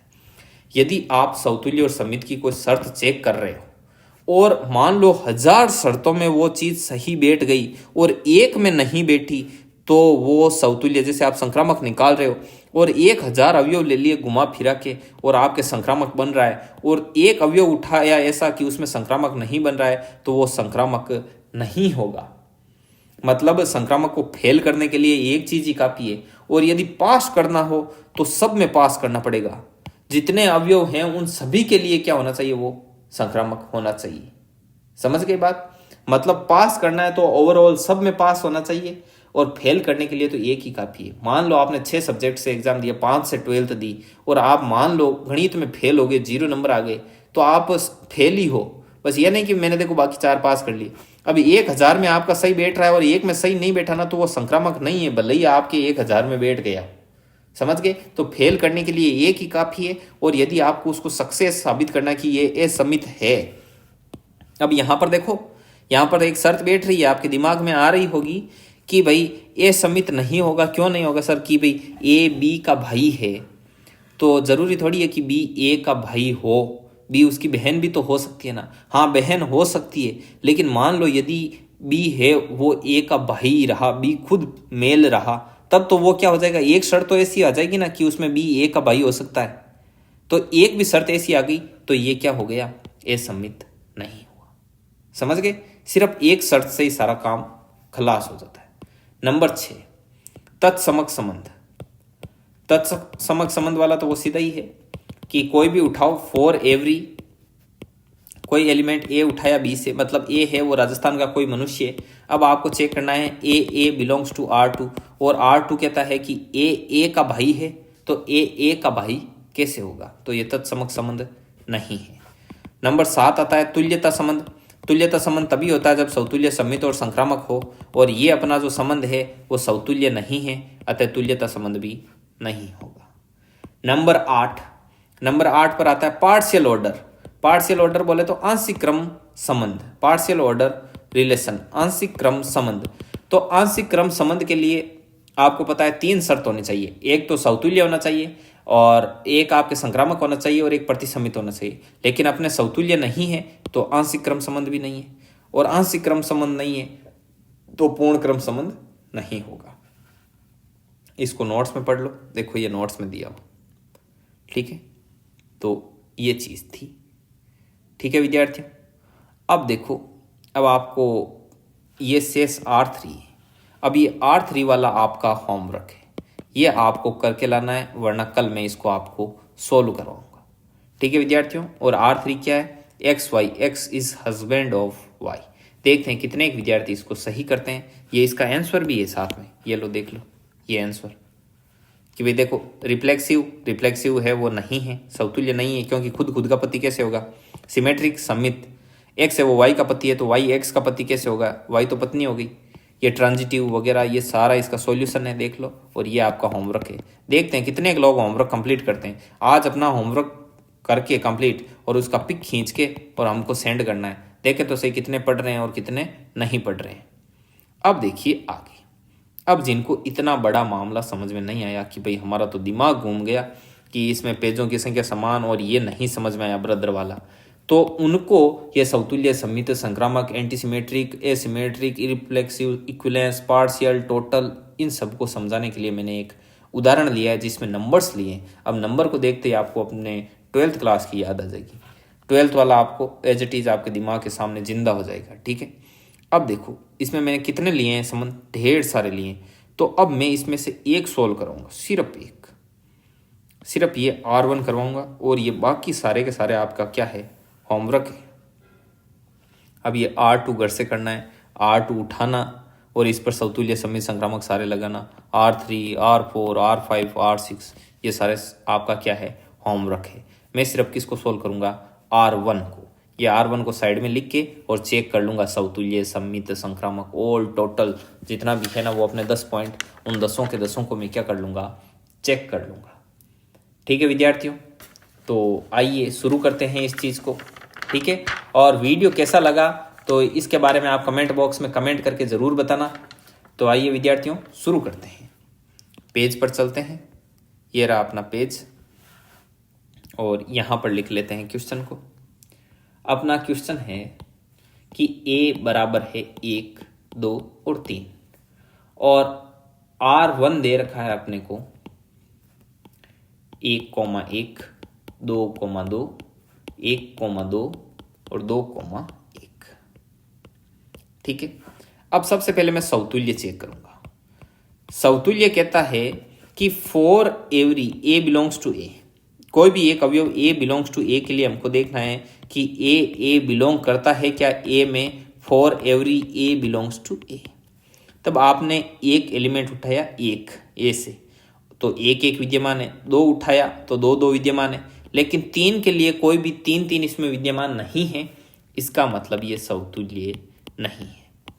मैंने कहा ना, भले ही ये इन दोनों के लिए ठीक हो, लेकिन अपने को तो ऐसे देखना है कि फेल कैसे हो रहा है। यदि किसी भी तरीके से फेल नहीं हो रहा है तब वो क्या होगा, सक्सेस होगा, पास होगा। देखिए विद्यार्थियों, आगे आगे अपना सम्मित। सम्मित कहता है कि यदि A B belongs to A है और यदि A B belongs to R1 है, तो हमको चेक करना है कि क्या B A belongs to B R1 है। यदि बी ए R1 में बिलोंग करता है तब तो ये सम्मित है, अन्यथा नहीं है। तो देख लीजिए, ए बी कोई भी दो एलिमेंट उठाए इसे, तो एक एक है, जैसे ये दो दो है, ये एक एक है इसमें, और दो दो है, और ये देखो ये रहा एक दो। तो एक दो के लिए वापस क्या विद्यमान है हमारे पास, दो एक विद्यमान है। भाई ये एक दो है तो इसके लिए दो एक विद्यमान है, तो इसका मतलब ये क्या है, सम्मित है। अब जैसे कोई बोल दे आके प्राणी कि सर तीन एक तो इसमें है ही नहीं ना, तो फिर उसके लिए हमें एक तीन देखते। तो तीन एक नहीं है, तो मेरा ये जो मैं ब्लू कलर में कर रहा हूं वो देखना, तीन एक नहीं है, इसका मतलब a B belongs to B R1 नहीं है। तो हम ये चेक करने का तो बात ही, सवाल ही खड़ा नहीं होता ना। तो जब ये सवाल ही खड़ा नहीं होता है ना, तो वो सम्मिति होता है। समझ गए भाई, हम ये चेक करते हैं कि B A belongs to R1 अपना पास हो रहा है कि या फेल हो रहा है, ये चेक करते हैं अपन, ठीक है। तो ये चेक कब करते हैं, जब ये A B belongs to R1 विद्यमान हो। जब ये हमने चेक ही नहीं किया, ये अपने पास विद्यमान ही नहीं है A B belongs to R1, तो ये चेक करने की नौबत ही नहीं आएगी। और जब तक चेक नहीं करेंगे तब तक ये फेल नहीं होगा, और फेल नहीं होगा तो ये ऑलरेडी पास है, पास है तो सम्मित है। आगे बात समझ में। आगे देखिए, आगे है अपना संक्रामक। संक्रामक क्या कहता है, संक्रामक कहता है कि यदि A B C belongs to आपके पास ए है, ठीक है, A B C belongs to A है, और यदि A B belongs to R1 और B C belongs to R1 है, तो हमें चेक करना है। क्या चेक करना है, ये दोनों हम चेक कब करेंगे, जब ये दोनों विद्यमान होंगे। तो चेक करना है हमको कि क्या ए सी भी बिलोंग करता है R1 में, ये चीज हमको क्या करनी है, चेक करनी है। तब आपने चेक किया कि भाई एक एक है और उससे एक दो है, तो क्या वापस एक दो विद्यमान है, तो देखो एक दो विद्यमान है, तो एक दो है, एक दो तो ये ए बी हो गया, और दो एक तो ये बी सी हो गया। तो क्या ए सी मतलब एक एक विद्यमान है, हाँ एक एक विद्यमान है। तो कहीं से भी कैसा भी उठा लो, देखो दो दो है मतलब ए बी है, और बी सी है मतलब दो एक है, तो क्या दो एक भी विद्यमान है, हाँ ये रहा दो एक विद्यमान है।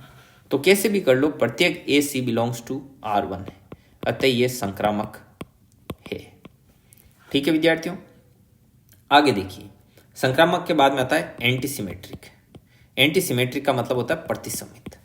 प्रतिसम्मित की जो अपने शर्त है वो खुल्लम खुल्ला शर्त क्या है, खुल्लम खुल्ला शर्त ये है कि यदि A B belongs to A है, यदि A B belongs to A है, माना ये, और वो किस प्रकार है, सच दैट, इसकी जगह सच दैट लिख दो, वो इस प्रकार है कि यदि A B belongs to R1 और B A belongs to B R1 है, तब हमको चेक करना है कि क्या चेक करना है, चेक करना है कि बी बराबर ए है क्या।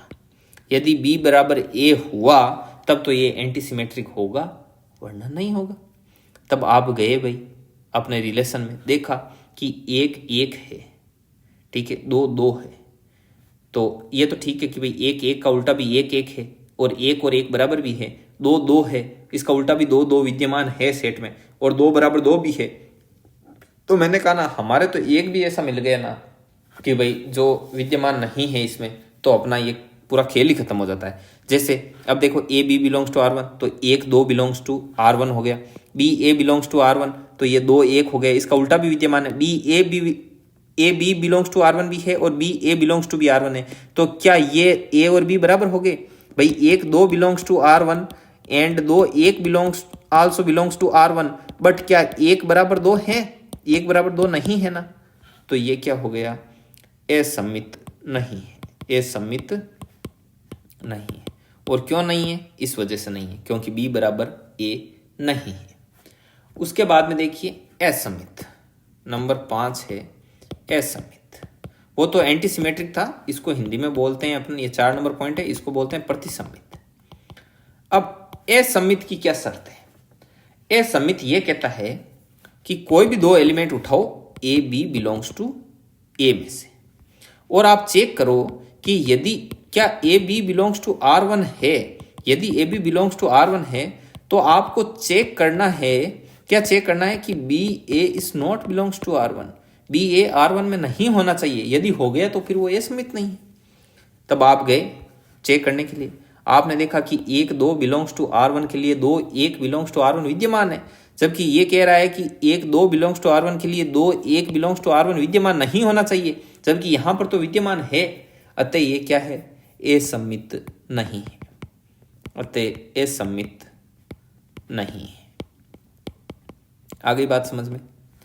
नंबर 6 पर क्या आता है अगला पॉइंट? इररिफ्लेक्सिव। इररिफ्लेक्सिव कब होता है? इररिफ्लेक्सिव तब होता है कि मान लो कि कोई आपको दे रखा है ए बिलोंग्स टू ए, माना कोई ए बिलोंग्स टू ए कोई अवयव है आपके पास, तब आप चेक करोगे कि क्या A is not belongs to, माना ए आपको चेक करना है कि A is not belongs to R1। A के किसी भी अवयव के लिए A is not belongs to R1 होना चाहिए। अब आप गए खुशी से जाके देखा कि एक के लिए भाई 3 उठाया, मान लो पहले आपने कहा 3 is not belongs to R1। अरे वाह, ये तो ठीक है, ये रिफ्लेक्सिव शायद होगा कि नहीं होगा, देखो आगे। तो लेकिन 1 और 2 के लिए तो देखो, 1 और 2 के लिए ये 1 बिलोंग कर रहा है R1 में, जबकि नहीं करना चाहिए। 2 बिलोंग कर रहा है R1 में, जबकि नहीं करना चाहिए। तो ये देख लो, ये फिर ये बोल रहा है नहीं करना चाहिए, जबकि अपने तो 1 उठाया ए में से और उसके लिए 1 विद्यमान था R1 में। अतः इररिफ्लेक्सिव भी नहीं है।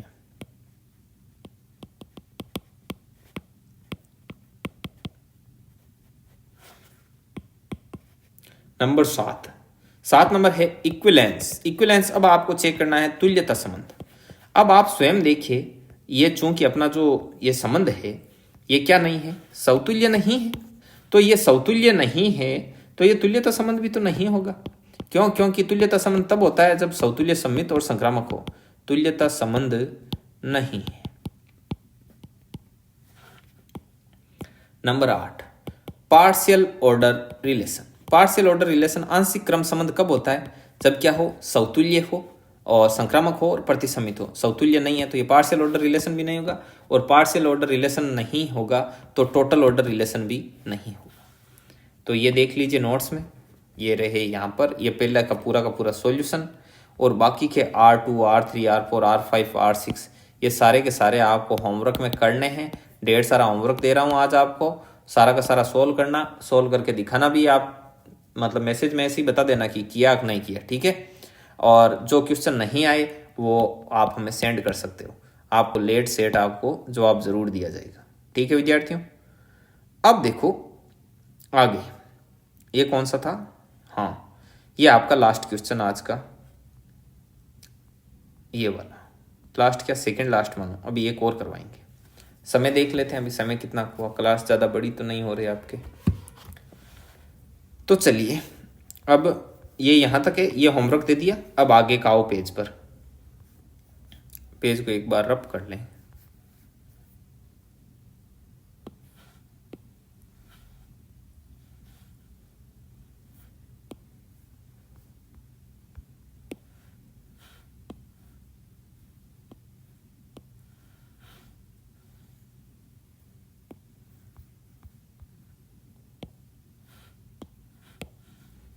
और बताइए आपको कैसा लग रहा है, कैसा समझ में आ रहा है, ये कमेंट में ज़रूर बताना। यदि अच्छा लग रहा है तो आसपास के एरिया में बताना ज़रूर। जो अपनी कक्षाएं नियमित रूप से चल रही है उन कक्षाओं के बारे में आसपास बताओ भाई, जो ताकि आपके सभी जो छोटे बड़े भाई बहन हैं उन सभी को क्या मिले, फ़ायदा मिले इस क्लास का, हमारी मेहनत ज़्यादा से ज़्यादा लोगों तक पहुँचे, ठीक है विद्यार्थियों। तो अगला एक और क्वेश्चन लेते हैं अपन। जितने ज़्यादा क्वेश्चन करेंगे उतना ज़्यादा आपके क्लियर होता जाएगा। तो अगला क्वेश्चन है अपना कि एक कोई W सेट है, वो W सेट में क्या है? All words in English dictionary. अब देखो मैं किसकी बात कर रहा हूँ? इंग्लिश जो शब्दकोश है उसके सभी शब्दों की बात कर रहा हूँ। इंग्लिश शब्दकोश के सभी शब्द, शब्दकोश के सभी शब्द। यह नहीं है कि मैं इसकी बात नहीं कर रहा हूं कि जो आप ये कई लोग क्या समझ लेते हैं, ए टू जेड की बात समझ लेते हैं कि ए बी सी डी, नहीं, सभी शब्दों की जितने भी मीनिंग बन रहे हैं इंग्लिश में उनकी। और लेट और आर है, आर संबंध किस प्रकार से, आर किस प्रकार से परिभाषित है, आर डब्ल्यू क्रॉस डब्ल्यू का क्या है, सबसेट है। और आर के जो प्रत्येक अवयव है ये एक्स वाई, ये किस प्रकार से परिभाषित है कि x and y have at least one common letter, at least one common letter. अब देखो डब्लू तो बहुत बड़ा है, डब्लू में तो इंग्लिश के जितने भी मीनिंग बन रहे हैं ना, जितने भी शब्द, lion, net, apple, box, skate, सारे के साथ। और आर में कौन कौन से हैं, उनमें से कौन से मीनिंग है, आर में तो ऐसे मीनिंग है जैसे एक्स और वाई, दो मीनिंग लिए मैंने आर में से उठाए, तो एक तो है केट और एक मान लो आंट। तो इन दोनों में क्या है, एक्स और वाई में दोनों में कम से कम एक जो लेटर मतलब एक अक्षर कॉमन होना चाहिए। जैसे देखो इसमें ए और इसमें ए, ये दोनों में क्या है, कॉमन। ऐसे एटलीस्ट वन मतलब कम से कम एक। अब इससे ज्यादा हो जाए तो कोई दुख वाली बात नहीं है। जैसे मैंने लिखा मैंगो और इधर मैंने लिख दिया जैसे मानो नोच। अब देखो इसमें एन और ओ आ गया ना, एन और ओ, तो एक से ज्यादा आ जाए तो कोई दिक्कत वाली बात नहीं है, ये भी आर में है। लेकिन कम से कम एक जो लेटर है वो दोनों में क्या होना चाहिए, कॉमन होना चाहिए। एस से जो अवयव हैं वो किस में है, आर में है। ये आर इस प्रकार से परिभाषित है, ये समझाना मेरा उद्देश्य था। तो ये प्रश्न इस प्रकार से। अब हमको क्या करना है, अब हमको इसमें समतुल्य, समित और संक्रामक देखने हैं। अब देखो कई सोच रहे होंगे कि उदाहरण है वो इतने हार्ड क्यों ले रहे हैं, किन्हीं को हार्ड लगता है, क्यों, क्योंकि वो अभी 1 2 3 4 5 लिया, उसमें से वो बनाए 1 1 2 2 3 3 सीधा ही चेक किया, समतुल्य, समित और संक्रामक, उससे आगे कभी चेक ही नहीं करते थे 12 तक। तो उनको ये क्या लगते हैं, ज़्यादा कॉम्प्लिकेटेड लगते हैं। तो भाई आप तैयारी भी वरिष्ठ अध्यापक की कर रहे हो, ठीक है, कोई चपरासी की तैयारी नहीं कर रहे कि परसेंटेज, प्रॉफिट लॉस, पढ़ाया, छुट्टी, ठीक है ना। तो पढ़िए, और बनने भी जा रहे हो आप मैथ्स के टीचर। तो इसमें सबसे पहला है समतुल्य, नंबर 1 समतुल्य। अब समतुल्य में क्या होगा, समतुल्य कहता है, समतुल्य की शर्त यह है कि यदि A बिलोंग्स टू W, तब हमको चेक करना है कि A बिलोंग्स टू R है क्या। मतलब A कोई W में से एक मीनिंग उठाई, तो क्या उस मीनिंग और उसके जैसी की जैसी मीनिंग में कम से कम एक अवयव कॉमन होगा। जैसे मान लो एप्पल उठाया और एक और एप्पल उठाया, तो क्या दोनों मीनिंग में एक अवयव कॉमन होगा। तो एक अवयव, कम से कम एक अवयव कॉमन होना चाहिए। तो कम से कम क्या, इसमें तो सारे ही कॉमन है, तो इसका मतलब ये क्या है, समतुल्य है। नंबर 2 समित। समित क्या कहता है कि यदि माना A B belongs to W, A और B W की दो मीनिंग है इस प्रकार है कि A B belongs to R, मतलब कि उन दोनों में कम से कम एक अवयव क्या है, कॉमन है। तो हमें चेक करना है कि क्या B और A में भी एक मीनिंग है, वो जो एक लेटर है वो कॉमन है, ये हमको क्या करना है, चेक करना है। तो भाई जैसे ये मैंने आंट ले लिया और ये नोज ले लिया, इन दोनों में एक अवयव कॉमन है, ये तो पर्सन बोल रहा है। तब ये वापस हमसे पूछ रहा है तो क्या इसमें और इसमें भी, यदि इसमें और इसमें कॉमन है तो क्या इसमें और इसमें भी कॉमन होगा। बिल्कुल होगा। यदि आंट और नोज में एक लेटर कॉमन है तो नोज और आंट में क्यों नहीं होगा, बिल्कुल होगा ना, ठीक है। नंबर 3 कहता है संक्रामक।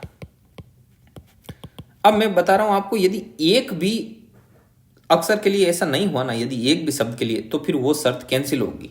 जैसे माना कोई 3 मीनिंग है A B और C, जो कि W में से है, और W क्या है, इंग्लिश के सभी शब्दों का समुच्चय। अब यदि A B belongs to R हो तथा B C बिलोंग्स टू भी R हो, मतलब A और B में कम से कम जो एक कॉमन लेटर है, B और C में भी कम से कम एक कॉमन लेटर है, तो हमें चेक करना है कि क्या A और C में भी कम से कम एक कॉमन लेटर होगा क्या। ये हमको क्या करना है, चेक करना है कि A C B R में बिलोंग करता है या नहीं करता, ये हमको चेक करना है। तो आप देखो, जैसे मैं आपको एक उदाहरण दूं कि A है वो आंट और B है आपका नेस्ट और C है आपका आई। अब देखो A और B में, एक रेड पेन से बता दूं, A और B में देख लो आप, एक क्या है, कॉमन लेटर, क्या है, कॉमन लेटर है। बी और सी में भी देख लो, ये ई वाला ये एक कॉमन लेटर है, लेकिन आप देख लो ए और सी में कुछ कॉमन है क्या? कुछ भी कॉमन नहीं है। तो ए और B belongs to R1, B और C belongs to R1, but A C is not belongs to R1। एक भी मीनिंग के लिए ऐसा हो गया तो बाकी चाहे 1000 मीनिंग के लिए हो जाओ। कई लोग बोलेंगे कि आई की जगह टी ले लो ना, तो देखो ये ए बी में, बी सी में कॉमन, और ए और सी में भी टी कॉमन। तो अरे आपको इसको पास नहीं करना है, इसको फेल करना है। एक भी मीनिंग ऐसा मिल गया ना, एक भी 3 का कंबाइंड सेट ऐसा मिल गया जिसमें ये शर्त लागू नहीं हुई, तो पूरा संक्रामक फेल है। तो ये संक्रामक क्या है? नहीं है। आगे बात समझ में? आगे बढ़ो और देखो, आगे बढ़ना है आपको, ठीक है। नंबर 4 नंबर कहता है प्रतिसम्मित। तो प्रतिसम्मित के लिए क्या सिस्टम है? प्रतिसम्मित के लिए सिस्टम यह है कि यदि A B belongs to W, W में से 2 मीनिंग उठाए, वो इस प्रकार थे कि ए और बी बिलोंग्स टू आर तथा बी और ए बिलोंग्स टू बी आर, तो हमें चेक करना है। क्या चेक करना है? कि क्या b बराबर a है क्या? ये हमको क्या करना है? चेक। अब भाई a b belongs to R1 का मतलब क्या है कि a और b में क्या है? कोई कम से कम एक क्या है लेटर है, वो कॉमन है। तो देख लो ये कॉमन आ गया। नोज और आई में क्या आ गया? कॉमन आ गया। तो b a belongs to b r, तो पर्सन बोल रहा है कि आई और नोज में भी कॉमन है, बिल्कुल है। तब पर्सन बोल रहा है कि क्या आई और नोज बराबर है? तो आंख और नाक बराबर हो गए क्या? नहीं होंगे। तो इसका मतलब प्रतिसम्मित नहीं। अब मेरे ख्याल से आपको थोड़ा बहुत ऐसे बढ़िया लगने लगा है, इसके साथ कुछ कुछ आप खेलने लगे हो। एम आई राइट? आगे देखिए, असम्मित। असम्मित कैसे चेक करना है? असम्मित चेक करने का सीधा सा फंडा। असम्मित चेक करने का है कि यदि ए बी बिलोंग्स टू क्या है? डब्ल्यू है, 2 मीनिंग है डब्ल्यू में से, और यदि A B belongs to are है, तब हमको चेक करना है कि क्या B A is not belongs to r. ये हमको दर्शाना है। यदि ऐसा हमने दर्शा दिया तब तो ये असम्मित होगा, वरना असम्मित नहीं होगा। क्यों? क्योंकि देखो ए और बी 2 मीनिंग लिए मैंने। ए मान लो था अपना नोज और बी था अपना आई। तो पहला तो पर्सन बोल रहा है कि यदि A B belongs to are, मतलब ए और बी में कम से कम एक कॉमन लेटर है। तो ए और बी में देख लो कम से कम एक क्या है? कॉमन लेटर है। तो अब आगे पर्सन पूछ रहा है कि तो क्या बी और ए में कॉमन लेटर नहीं है? तो बिल्कुल है, ए और बी में कॉमन लेटर होगा, तो फिर बी और ए में कॉमन लेटर क्यों नहीं होगा? होगा। जबकि ये पर्सन बोल रहा है कि आप सिद्ध करो कि नहीं होगा। तो हमने बोला ऐसा नहीं सिद्ध कर सकते, B A is belongs to R आ रहा है अपने। तो पर्सन की जबकि ए समित की शर्त है कि B A is not belongs to are, जबकि अपने आ रहा है b A belongs to r, इसका मतलब ये ए सम्मित नहीं है। आगे बात समझ में? और देखिए ए सम्मित के बाद में क्या आता है? इररिफ्लेक्सिव आता है। नंबर 6 आता है इररिफ्लेक्सिव। इररिफ्लेक्सिव का क्या है? इररिफ्लेक्सिव की शर्त है कि यदि ए बिलोंग्स टू डब्ल्यू, कोई मीनिंग उठाई, तब आपको यह सिद्ध करना है कि A is not belongs to are. जबकि हम तो अभी अभी पढ़ के आए हैं कि A belongs to R. A is not belongs to are का मतलब क्या होता है पता है? ए का मतलब हमने कोई मीनिंग उठाई जैसे आई, और अब ये कह रहा है कि दूसरा भी ऐसे ही मीनिंग उठाओ आई। अब A is not belongs to are का मतलब है कि आई और आई में कम से कम एक कॉमन अवयव नहीं है, जबकि यहां तो सारे के सारे कॉमन अवयव ही हैं। जबकि इसके अनुसार तो बोल रहा है कि कम से कम एक अवयव भी कॉमन नहीं है, जबकि ये तो है। तो इसका मतलब इररिफ्लेक्सिव नहीं है। अगली बात समझ में? अब इसके बाद में आता है तुल्यता संबंध। क्या आता है? तुल्यता संबंध। तो अब देख लो, सौतुल्य है, समित है, लेकिन संक्रामक नहीं है। संक्रामक नहीं है तो तुल्यता भी नहीं है। ठीक है, आगे बात समझ में? अब आगे आता है partial order relation. Partial order relation मतलब आंशिक क्रम संबंध। तो अब एक चीज आप बताओ, आंशिक क्रम संबंध के लिए 3 शर्त होती है। एक तो सौतुल्य, एक संक्रामक और एक प्रतिसम्मित। तो ये संक्रामक नहीं है तो आंशिक क्रम संबंध भी नहीं होगा, और आंशिक क्रम संबंध नहीं है तो पूर्ण क्रम संबंध भी नहीं होगा। इसी के साथ आपका ये क्वेश्चन है वो कंप्लीट है। नोट्स में देख लीजिए, ये रहा पूरा लिखा हुआ है डिटेल से, जैसा आपको समझाया ना वैसे। इसमें तो फिर भी मैंने असम्मित तक ही सोल्व किया। ठीक है, आपको पूरा अभी मैंने कहाँ तक करवा दिया, पूरा पूर्ण क्रम संबंध तक आप कर सकते हो, किसी भी क्वेश्चन को सोल्व कर सकते हो, आराम से सोल्व कर सकते हो। एक बार वीडियो समझ में नहीं आए तो वीडियो को 2 बार देखिए, 2 बार देखने पर आपको जरूर समझ में आएगा, ठीक है। तो वीडियो को एक बार वापस रिवाइंड करके फिर से भी देखना आप। तो अब एक लास्ट क्वेश्चन और कर लेते हैं, उसके बाद आज की क्लास अपनी कंप्लीट है। देखिए अब आपको ये लास्ट क्वेश्चन है, वो लास्ट क्वेश्चन बता रहे हैं, इस क्वेश्चन को करने के बाद आज की क्लास कंप्लीट है।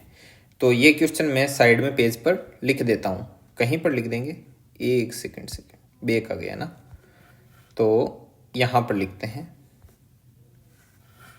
ये वाला रब कर लें थोड़ा,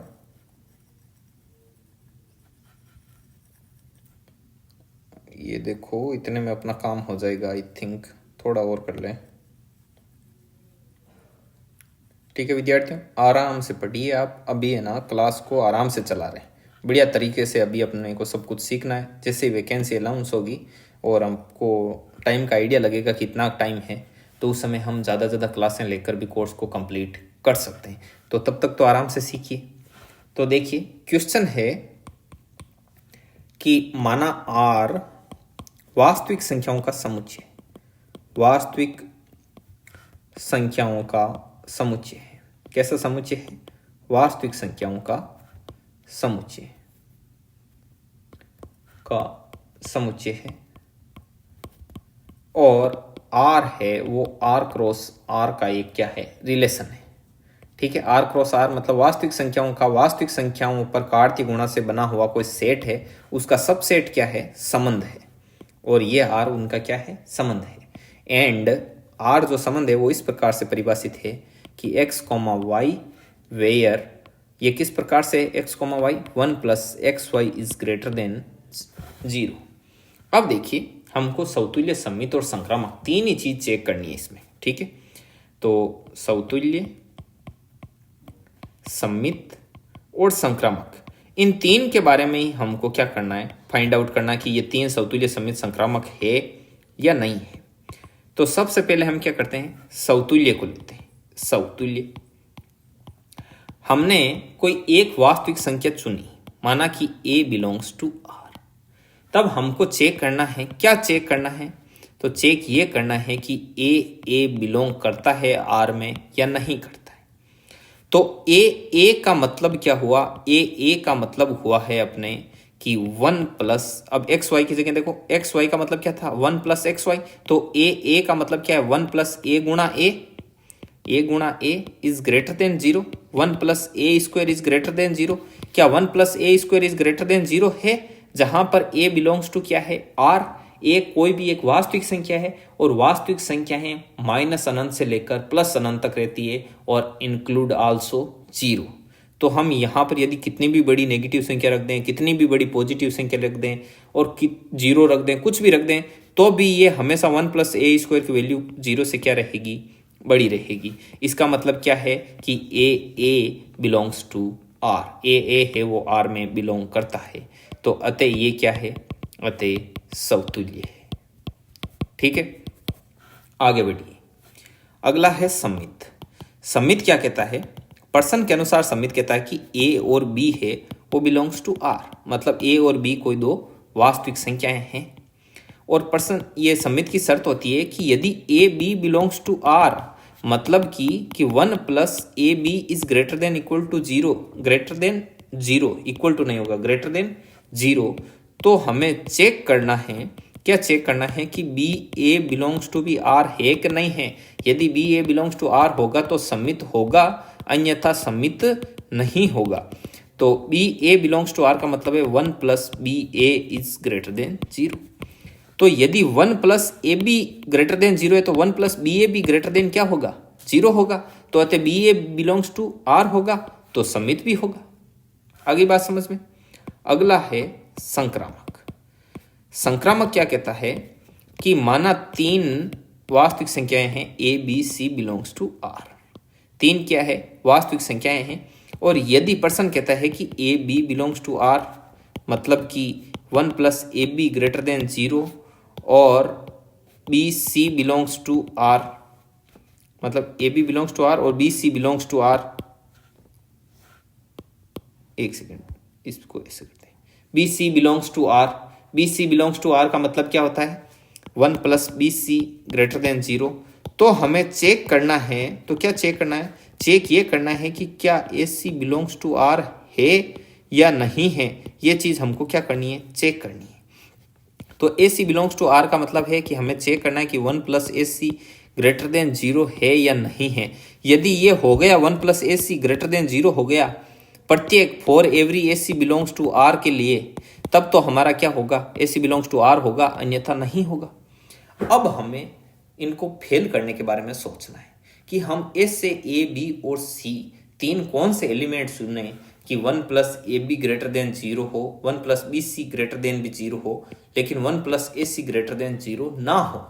तो हमें ये सोचना है ना भाई, अभी अपन को चुन ले पास करने वाला कि ए बी और सी तीनों को 1 2 3 मान लो। अब देख लो 1 और 2 प्लस 3, ये 3 0 से बड़ा है, और ये 2 3 मान लो और इसको 1 3 मान लो। तो ए बराबर 1, बी बराबर 2 और सी बराबर 3, और तीनों वास्तविक संख्याएं हैं, और A B belongs to are, b C belongs to are और ए सी बिलोंग्स टू बी आर हो रहा है, अतः संक्रामक है।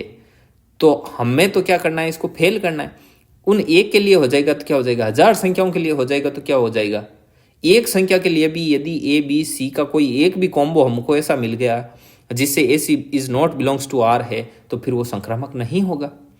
तो हमने क्या किया, हमने 3 संख्याएं चुनी, माना ए बराबर तो है 100, बी बराबर हमने मान ली 1/2, भाई 0.5 भी तो आर में ही आता है, और सी हमने चुन लिया -1। -1 भी किस में आता है, आर में आता है। तो A B C belongs to are है। अब देखो मैं रेड कलर से लिख रहा हूं, ये A B C belongs to are है।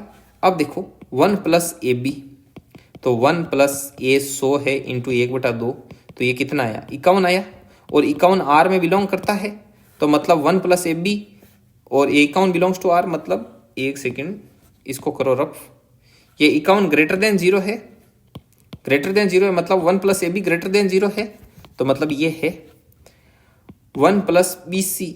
तो 1 प्लस बी सी क्या है, 1 प्लस 1/2 -1, मतलब 1 माइनस 0.5, यानी कि 0.5, और 0.5 ग्रेटर देन 0 है, मतलब 1 plus b c is greater than 0। लेकिन आप देखना 1 plus a C, 1 plus a सी क्या है, 1 प्लस 100 इंटू -1, मतलब 1 माइनस 100, तो बराबर कितना है, -99, और -99 कभी भी 0 से बड़ा नहीं है। इसका मतलब 1 plus a C is not greater than 0, 0 से बड़ा नहीं है 1 प्लस ए सी। इसका मतलब ए सी आर में बिलोंग नहीं करता है, नहीं करता है, तो ये संक्रामक भी नहीं होगा।